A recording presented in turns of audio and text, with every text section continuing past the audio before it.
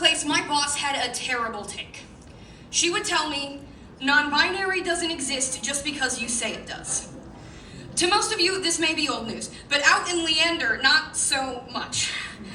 My pronouns are they, them. I am non-binary. I am not a woman, thank you. I am a genderless alien with great tits. If I ever filled out a form honestly, I wouldn't check M or F, but make a new box with the letters N-A. I am neither, except for when I'm both.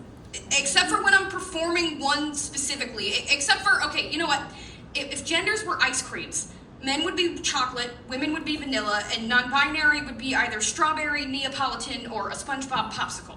If genders were boxes to sort people into, then non-binary isn't so much a third box as it is the floor around the other two boxes.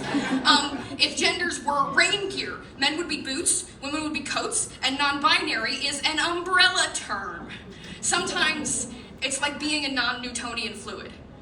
Totally liquid until I meet resistance. Sometimes it's like color theory. Merlot is a color where half the people you show it to will say it's red, half will say it's purple. Both are right, because when you put it next to red, it looks red, and when you put it next to purple, it looks purple. It is neither and both. People expect non-binary to be an exact midway point between the genders they know, as if men are -1 and women are +1 and non-binary is a perfect 0.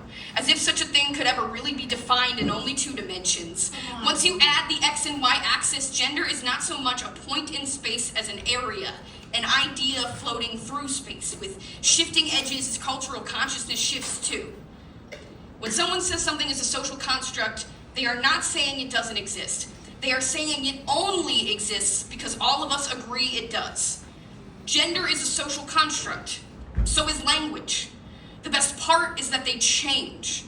Reality changes when enough of us decide it should. The first printed use of they as a singular pronoun comes from 1375. The word non-binary comes from a science paper in 1941, but even without the precedent, I have made it real. The people that love me make it real when they use it. We decided. So what about y'all? What do you decide? Am I real just because I say I am? Yes. Do enough of you agree with me that we can create the social construct? Yes.